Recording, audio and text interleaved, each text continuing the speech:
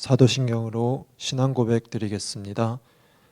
나는 전능하신 아버지 하나님 천지의 창조주를 믿습니다.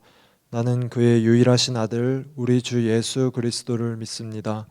그는 성령으로 잉태되어 동정녀 마리아에게서 나시고 본디오 빌라도에게 고난을 받아 십자가에 못 박혀 죽으시고 장사된 지 사흘 만에 죽은 자 가운데서 다시 살아나셨으며 하늘에 오르시어 전능하신 아버지 하나님 우편에 앉아 계시다가 거기로부터 살아있는 자와 죽은 자를 심판하러 오십니다. 나는 성령을 믿으며 거룩한 공교회와 성도의 교제와 죄를 용서받는 것과 몸의 부활과 영생을 믿습니다. 아멘. 찬송가 430장 함께 부르겠습니다.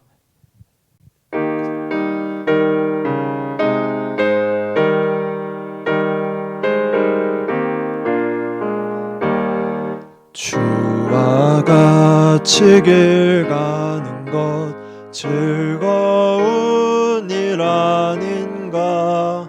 우리 주님 걸어가신 발자취를 밟겠네.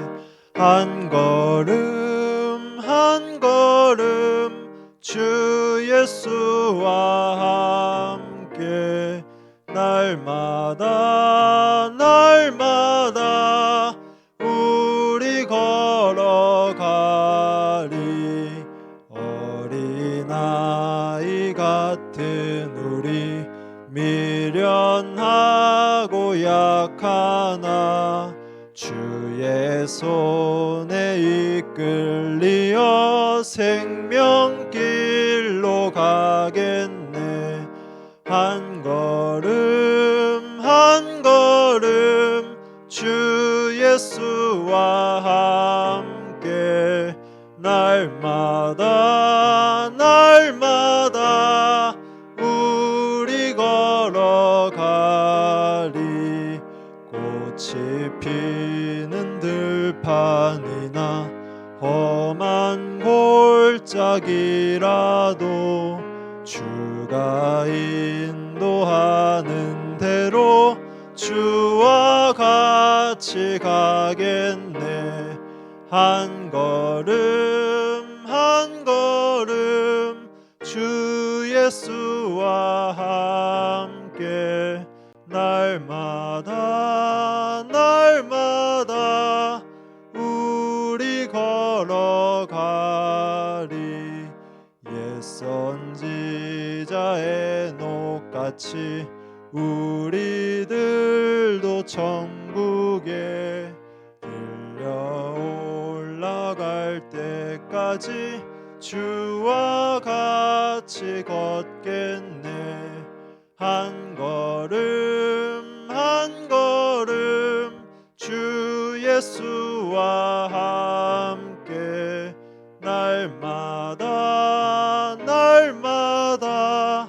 우리 걸어가리.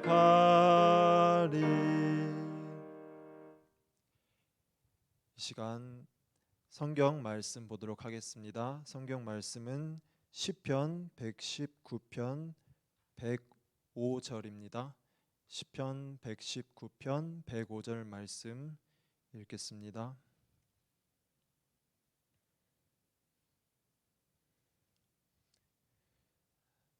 제가 봉독하도록 하겠습니다. 주의 말씀은 내 발의 등이요 내 길의 빛이니이다. 아멘. 네. 영국의 왕 제임스 1세라는 왕은 성경을 영어로 처음으로 번역한 사람입니다. 처음으로 번역해서 출판한 왕입니다. 킹 제임스 성경이라고 1611년에 자기 이름을 딴 성경 영어 번역판을 출간하였으며 그 성경은 지금까지도 많은 사람들에게 읽히고 있습니다. 그런데 그가 왕으로 있을 때 어느 날 암스트롱이라는 이름의 한 도둑이 붙잡혔습니다. 그 도둑은 양을 훔치다가 붙잡혔는데 그 당시에 양을 훔치는 죄는 아주 큰 죄였습니다. 그래서 암스트롱은 사형 판결을 받고 이제 감옥에 갇히게 되었습니다. 감옥에 갇혀서 사형 날짜를 기다리고 있었죠. 그런데 암스트롱은 이제 사형 날짜를 기다리는 중에 한 가지 꾀를 생각해 냅니다. 그는 간수를 불러서 이렇게 말했습니다. 나는 어차피 죽을 몸입니다. 죽기 전에 마지막으로 성경을 한번 읽고 싶습니다. 제 뜻을 왕에게 전해 주실 것을 부탁드립니다. 암스트롱의 그 말은 왕에게 전해졌고 제임스 왕은 그 말을 듣고 대답했습니다.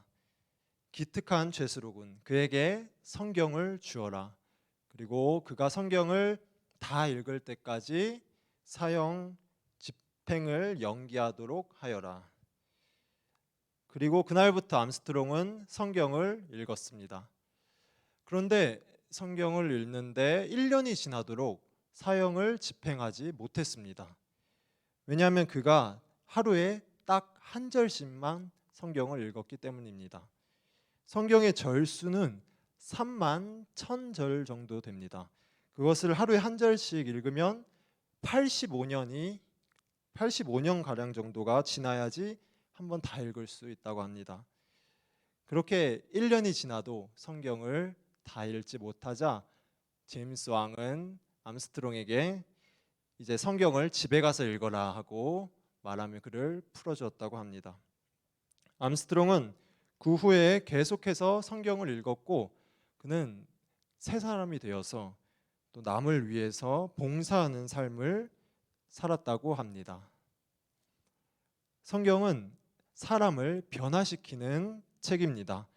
거짓말쟁이를 진실하게 하고 이기적인 사람을 이타적인 사람으로 만들고 미움이 많은 사람을 사랑이 많은 사람으로 만들고 또 욕심쟁이를 베풀고 나누는 사람으로 만듭니다. 그리고 멸망받을 사람을 영생을 가진 사람으로 변화시키십니다. 사람을 올바른 길로 인도하는 것입니다. 성경이 사람에게 길을 안내해주는 나침반이 되는 것입니다. 세계 최대의 사막인 사하라 사막은 동서 길이가 5,600km 정도 되고 남북의 길이는 1,700km나 됩니다.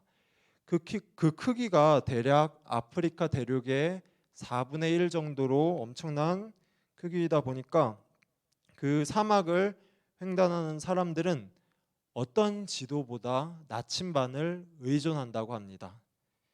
처음에 출발할 때 조금만 방향을 잘못 잡아도 그 도착지가 전혀 엉뚱한 곳이 되다 보니까 나침반에 의존하며 그리고 처음에 정확한 출발점을 잡는다고 합니다. 그리고 길을 가는 도중에도 계속해서 나침반을 확인하며 걸어갑니다. 나침반 없이는 사막을 횡단하지 못하는 것입니다. 넓은 바다 한가운데서 한 큰 배가 침몰을 하고 있었습니다. 서서히 가라앉는 배에서 선원들은 탈출하여서 구명보트에 옮겨 타고 있었습니다. 그런데 갑자기 한 선원이 나오다 말고 선실로 다시 들어갔습니다. 그렇게 들어가던 선원은 배가 가라앉기 직전에 겨우겨우 빠져나와서 구명보트에 들어갔습니다.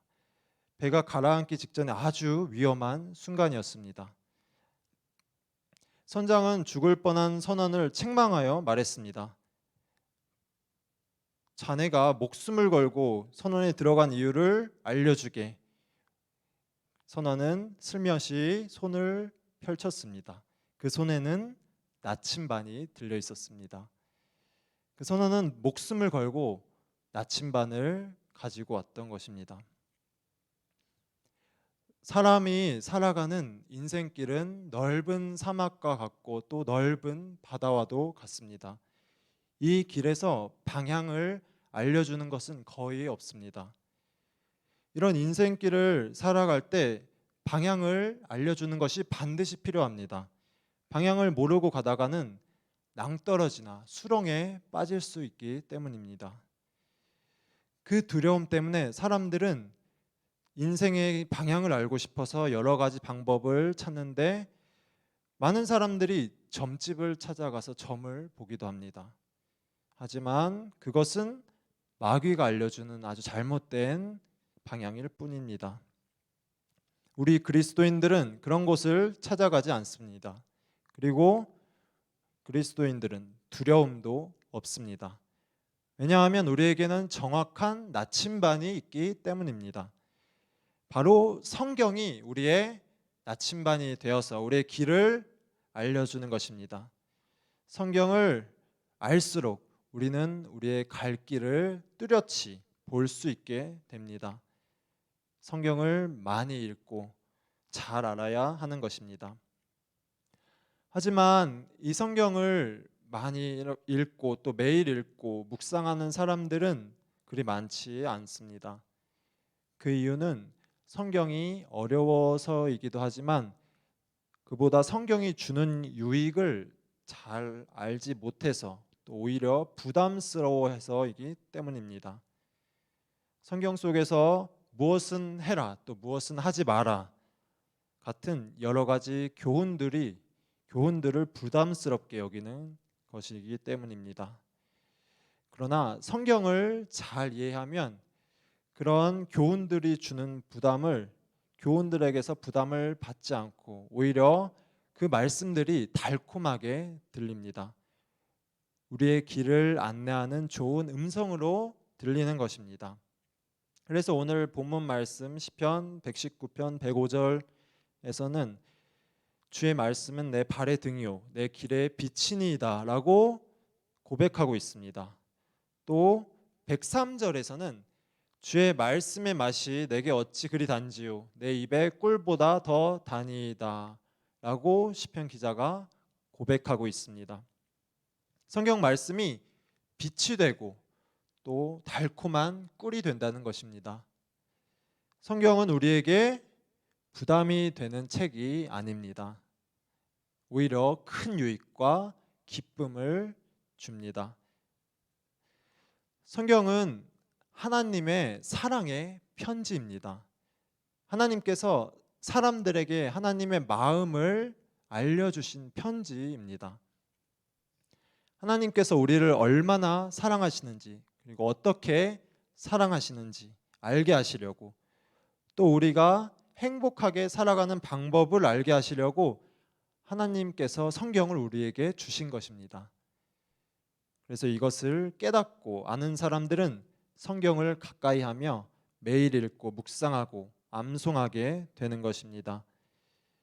시편 119편 97절에서 내가 주의 법을 어찌 그리 사랑하는지요 내가 그것을 종일 작은 소리로 읊조리나이다 라고 고백하고 있습니다. 읊조린다는 말은 중얼중얼 소리를 내서 말하는 것입니다. 자기가 알고 있는 성경 말씀을 입으로 소리내서 암송하는 것을 말합니다. 성경을 계속 들고 다니기는 어려우니까 성경 말씀을 머릿속에 기억해서 그것을 계속해서 말하는 것입니다. 밥을 먹으면서도 길을 걸어가면서도 또 일을 하면서도 하나님의 말씀을 계속 암송하는 것입니다. 이렇게 시편 기자는 성경 말씀을 하루 종일 암송한다고 말했습니다. 어느 교회의 목사님이 이런 말을 했습니다. 저는 목회 중에 어려운 일이 생기면 저의 어머니에게 물어봅니다. 그러면 어머니께서 정말 지혜로운 대답을 들려주십니다. 그 지혜로운 대답의 비결은 바로 어머니께서 저보다 더 많은 성경 말씀을 외우고 있기 때문이라고 생각합니다. 성경 말씀을 많이 외우면 또 자주 암송하면 세상에서 얻지 못하는 신비로운 지혜를 얻을 수 있습니다.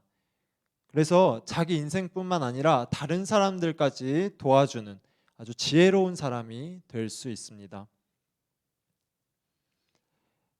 가까운 나라 중국에서는 지금도 기독교에 대한 핍박이 많이 이루어지고 있습니다. 중국에서는 성경을 공산주의 사상에 맞게 강제로 수정을 시키고 있으며, 그리고 교회에서 십자가를 철거하게 하고 불태우기도 합니다. 또 말을 듣지 않는 성도들이 있으면 그들을 붙잡아서 감옥에 가둔다고 합니다. 그렇게 많은 사람이 감옥에 갇혔는데, 감옥에 갇힌 성도들은 서로 성경 말씀을 암송하며 지낸다고 합니다. 성경 구절이 적힌 종이를 몰래 반입해서 그것을 압수당하기 전까지 계속해서 외우고 외운다고 합니다. 그리고 자기가 외운 말씀을, 또 서로가 외운 말씀을 그렇게 나누면서 서로 암송하면서 그렇게 신앙생활을 한다고 합니다. 어떤 여성은 그렇게 지내면서 그렇게 암송하며 성경 말씀을 모두 거의 다 외웠다고 합니다. 성경 구절을 몰래 반입한 것을 들키게 되면 고문을 당할 수도 있고 또 감옥살이가 더 늘어날 수도 있는데, 무엇보다도 성경 말씀을 귀하게, 더욱 귀하게 여기는 그리스도인들의 모습을 볼 수 있습니다. 하나님의 말씀이 얼마나 귀한 줄 잘 아는 것입니다. 우리는 하나님의 말씀을 많이 외우고 매일 읊조리며 살아야 합니다. 그럴 때 그 말씀이 우리의 인생길에 등불이 되고 빛이 되고 바른 길로 가게 하는 나침반이 되는 것입니다. 우리 모두 성경을 가까이 하고 많이 암송하고 또 많이 읽는 생활을 할 수 있기를 바랍니다. 그래서 하나님의 큰 사랑을 많이 깨닫고 하나님이 알려주시는 바른 길을 걸어갈 수 있기를 소망합니다. 오늘 하루도 하나님의 말씀을 따라 하나님의 사랑 안에서 은혜가 넘치시기를 소망합니다. 기도하겠습니다. 하나님, 저희에게 인생의 나침반이 되는 성경 말씀을 주심을 감사드립니다. 한 주가 다시 시작되는 하루, 하나님 저희 말씀 따라서 한 주도 하나님의 사랑 안에서 하나님과 동행하는 삶 살 수 있도록 인도해 주세요. 하나님의 사랑 더욱 깨닫고 그 사랑을 전하며 하나님의 자녀로서 하나님의 영광 나타내는 모든 성도님들 될 수 있도록 인도해 주세요. 예수님 이름으로 기도드립니다. 아멘. 하늘에 계신 우리 아버지, 아버지의 이름을 거룩하게 하시며 아버지의 나라가 오게 하시며 아버지의 뜻이 하늘에서와 같이 땅에서도 이루어지게 하소서. 오늘 우리에게 일용할 양식을 주시고 우리가 우리에게 잘못한 사람을 용서하여 준 것 같이 우리 죄를 용서하여 주시고 우리를 시험에 빠지지 않게 하시고 악에서 구하소서. 나라와 권능과 영광이 영원히 아버지의 것입니다. 아멘.